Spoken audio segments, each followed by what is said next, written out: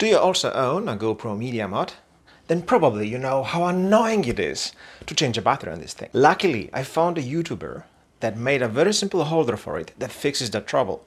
And today I wanted to show you that indeed it's very easy to do it at home and it doesn't require any special skills. Where's the problem then? Well, the problem is here and it's very easy. You see those latches?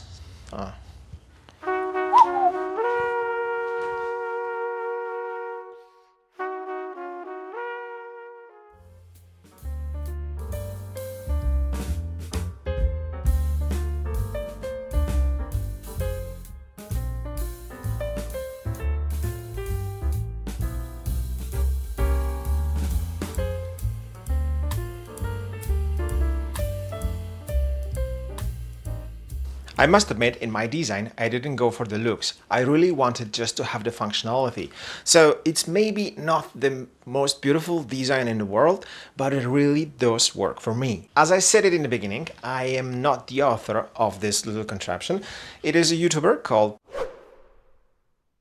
We have exchanged a few comments, and if you follow our thread, you will see that he already has a newer version of this holder, but I must admit, this version really works for me. Almost all of these items can be bought online. The aluminum profile I bought in a local construction shop. It is 2 centimeters wide and I used an 8mm metal drill for holes. And very important, all these accessories use UNC thread. Most likely, it will take you less than 1 hour to produce this little holder. I bent the aluminium and I bent it over several different points because, of course, it has some limitations when it comes to flexibility. I spray painted my little device because I wanted it to be less ugly, and as you can see, I succeeded. One very important thing. I put some extra washers here because I didn't want the thread or the screw to come out here because my GoPro is actually resting on top of this one. What is also very important, before I drilled the hole here in the bottom, I actually checked it more or less with my GoPro so that my stick is more or less balanced, because once you are holding it in your hand, you get a much better feeling and it won't lean to left or right side. So you see, with this little holder, actually what you get is you get the flexibility, because at that point of time I have always access to my GoPro and I can just slide it out at any time, change the battery, change the SD card, do whatever I need, connect it back, and you see within a few seconds I'm actually ready. And if I need to dismount my Mediamod from my holder, I just unscrew it a little bit here and take it out. Of course, I'm utilizing the cold shoe mount here on the side.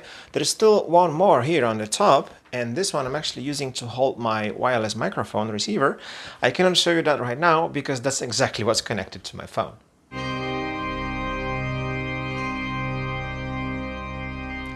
I finally have my holder and I'm able actually to leave my home studio and shoot outside, because this is exactly what I love. When it comes to GoPro Mediamod, I have no idea how to comment on that because I still don't know how they managed to produce it and did not catch this thing during the design phase. If you're though wondering why this was such a big deal for me, I will tell you. Did you ever hear a saying, death by 1,000 cuts? This is exactly what happened to me. There was a series of small mishaps and events that altogether contributed to the fact that it was much easier for me to postpone my filming, to procrastinate it in some magical way, and simply,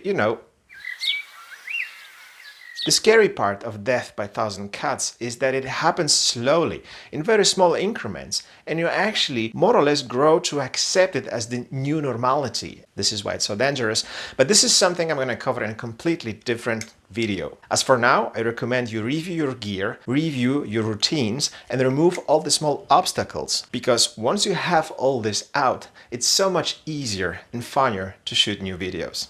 Happy filming!